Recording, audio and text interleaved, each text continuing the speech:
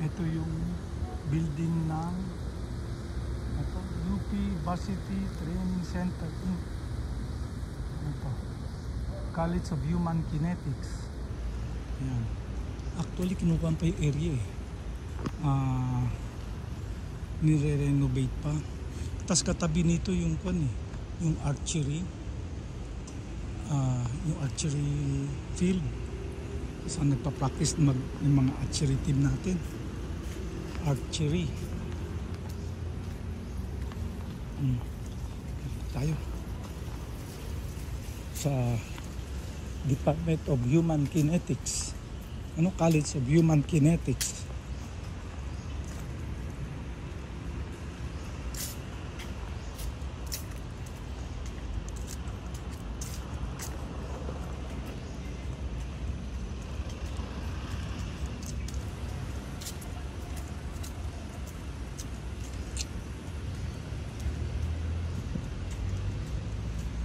Ito yung complex ng Human Kinetics, ginagawa pa, nire-renovate,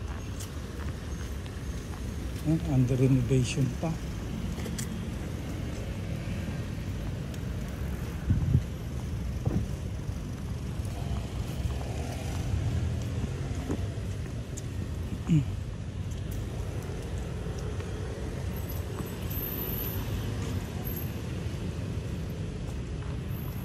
Tignan natin. Dati may outdoor gym dyan eh. Noong bago mag-pandemic, madalas ako dyan sa outdoor gym ng College of Human Kinetics. Nag-exercise. Patapos mag-brisk walking sa Academic Oval, nag-exercise ako dyan.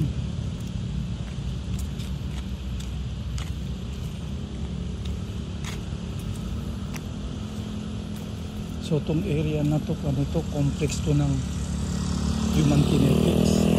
May gym, may baseball, softball, at saka track and field oval.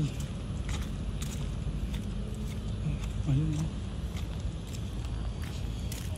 Dito yung outdoor gym nila.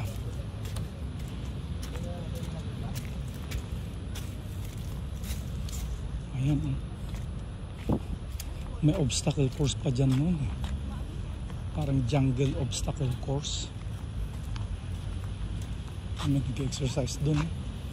So yan yung UP gym under renovation.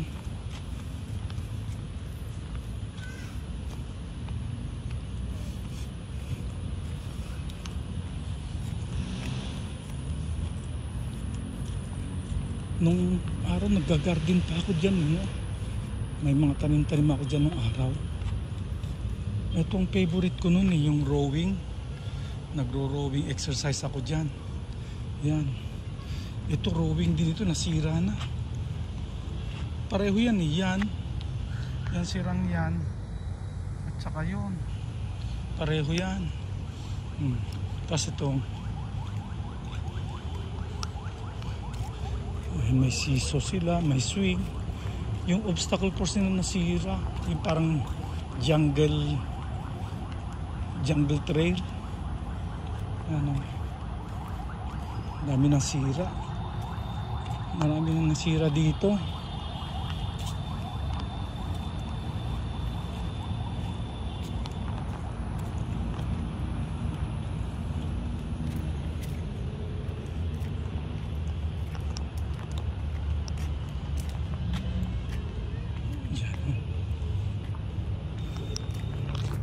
Baka makakaya, baka makita sa video. Yan. Yung mga iba pwede pa naman kwento eh, parang outdoor gymnasium. Yan, pwede pa. Yung iba may mga parteng sira eh. Mga athlete kayo? Hindi. Nagbablog. Yung UP gym sira. I mean, hindi pala under renovation. Tapos andun yung football. Andun yung baseball. baseball field nila. Andun. Yan natin. So, yan yung outdoor gym. Kung wala kayong pang gym, punta lang kayo rito, libre. Diyan kayo mag-gym.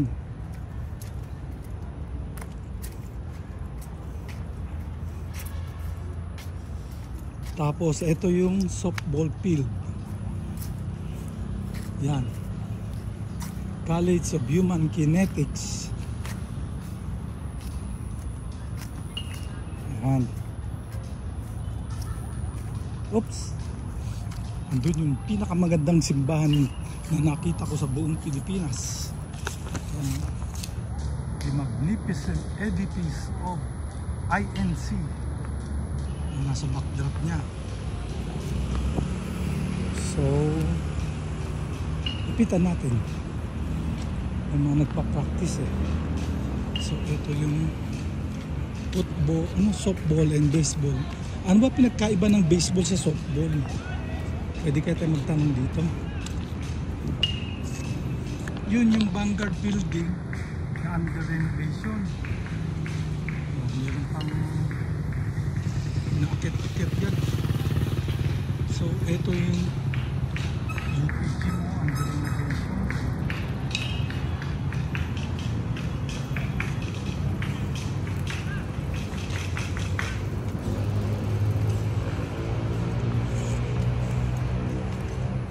So, ito yung football field. Ano? Football ako ng football. Softball. Softball field. Ano nakalagay dito? Baseball field. Sabi baseball field. Venue for human kinetics classes and training ground of student athlete. To this facility, the university continue to perform blah blah blah blah blah. Alfred Pascual, 20th President.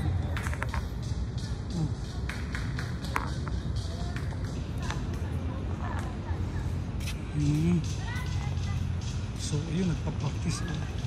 Ang nagpa-practice. Pasukin natin.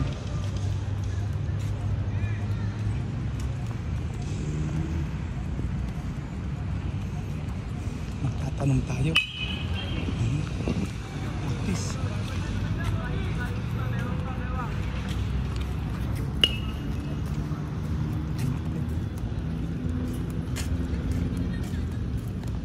Boss, pwede magtanong, anong pinagkaiba ng football sa softball? Naka-vlog ako. Softball po ba? Ano po ba football? Softball at saka baseball Softball pala. po, baseball, ano po, bola lang naman po yung bola lang? bases. Tsaka po yung throwing ng pitcher. Ayun lang. Opo. Sa softball po kasi sa baba. Di ba magaling tayo sa softball? Ang Pilipinas, di ba? Yung mga mabata. Pero sa men's, wala. Ba't sa Japan? Yung ano po, Mga professional yun eh. World Series po ng mga babae. Oo. Softball. Lagi tayo champion. World? World po. Ba't Last nababalita? time, hindi po, nabalita po yun. Last time ng champion po yung junior ng World Series ng babae. Mga junior. Pero yung sa men's, sa women, wala. Kasi mga professional kalaban natin sa US. Sa Japan, no? Eh kayo sa NCAA, ay, UAE. anong place kayo? Last year po. First round po. Eh ngayon, champion. Sana. So naka-vlog ako.